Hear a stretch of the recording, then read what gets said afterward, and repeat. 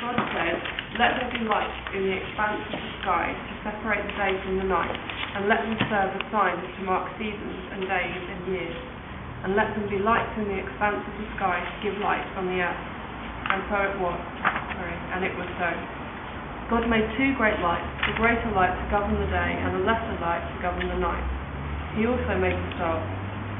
God set them in the expanse of the sky to give light on the earth, to govern the day and the night, and to separate light from darkness. And God saw that it was good. And there was evening, and there was morning, the fourth day.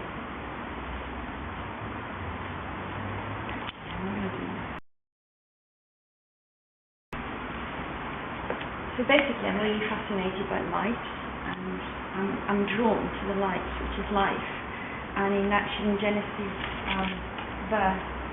chapter 1, verse 3, God says, "Let there be light," and it's the first thing that God did. So He created the stars, He created the sun, He created the moon.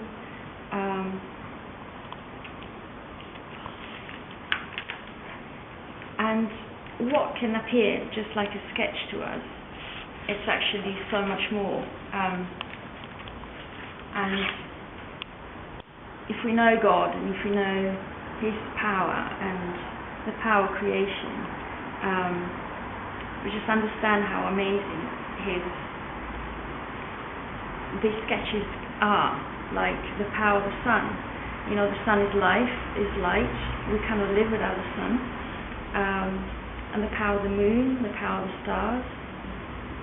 Did you find the idea of actually trying to represent the sun a rather daunting one in paint or in sketch form? Because there's very few artists. If you look at the paintings, I mean, how they look. There's very few. Maybe Turner is one of them, who somehow is able to get this incredible sense of light because it's like that hazy English atmosphere, and the light is shining through it, and it creates. So you don't actually see like a round circle where the sun is. You get this atmosphere. How do you feel it's possible to successfully? But like to me, I see it as a kid. Ah, okay. I see it as a child who sees the sun, and it's a drawing, but it's so much more than a drawing. It's like, and God made it so simple in a few words. You know, He created the sun, yet the sun is so powerful and so amazing. And He created light, He created night, He created day, He created the moon and the stars. And what we see as, you know, people can see as a wallpaper decorations, it's actually so powerful. People have been following the stars in the old days in the seas, traveling around the world. They knew where they were because of the stars in particular constellations. Right. There would have been cities way before Abraham's time. Of course, the Ur of the Chaldees, the city that he came out of, there would have been quite a thriving, busy city. And somehow God was like calling him out into a more desert, nomadic existence for lots of reasons. And so I've been looking a little bit at some images that relate to the cities that I've come across. They're largely from Babylon. So you get amazing images of Babylon and of the Tower of Babel, which features hugely. But these are two cities here. The two plans of Babylon. And the great river Euphrates, historically, I mean, this is the mapping of two separate groups, came right through the centre of the city. And obviously for strategic reasons, you know, you'd have probably communications and activity going along this river Euphrates, and they've brought the wall right round in this way here, in a very structured way, as like a fortress, and then another canal is coming out here to doubly, like a double moat. And it's all, I think it's all to do with when Cain and Abel fell out. Cain murdered Abel. It set a new level of violence in society, because suddenly murder was one of those things that was meant that revenge and things like that started to come into play. So if you wanted to avoid revenge, you had to build a city that was pretty secure, and you got people inside the city, so you had absolute security here from other people who would want to attack you.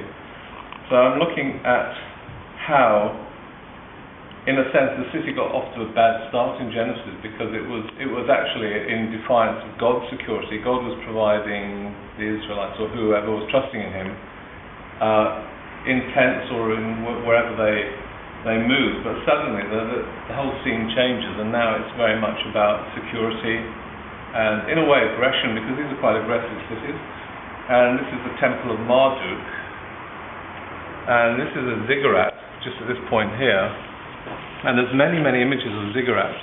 There's a picture of, as it's called here, the Stadt Babylon, which means it was probably drawn by German town planners in about the 18th or 19th century, because the Stadt is German for town.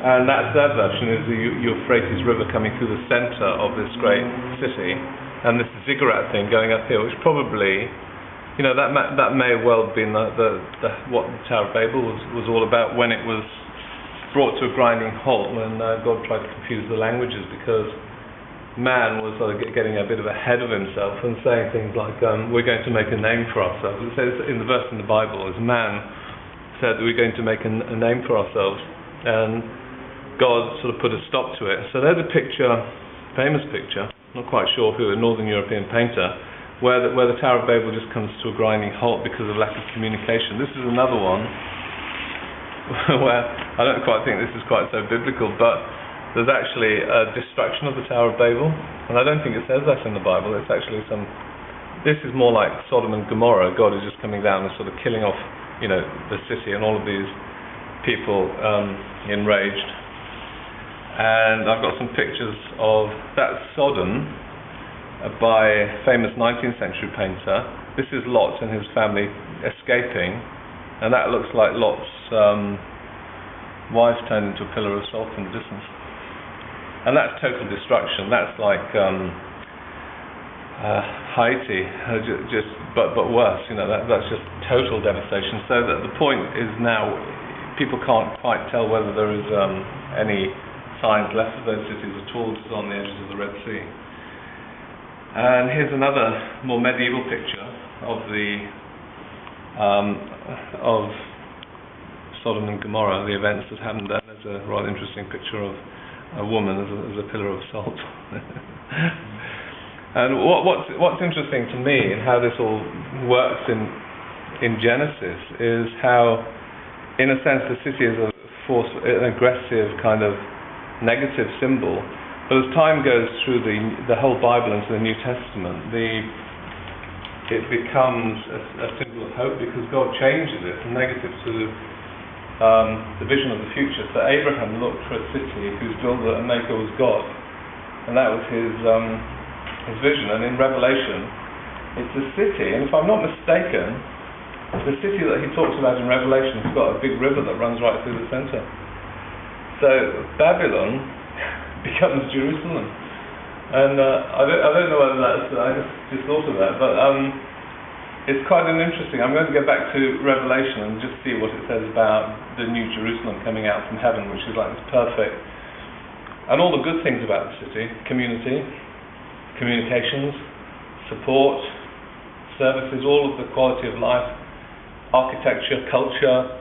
All of the things that have gone sort of wrong in a way with man when it's left to his own devices suddenly become the pinnacle of man's achievement, but somehow redeemed by God. So it's a negative thing when you look at it purely in Genesis, but by the time you get to Revelation, it starts to look a bit more positive, and that's kind of what's spurring me on to think about what I'm doing in this exhibition and what I'm trying to put together.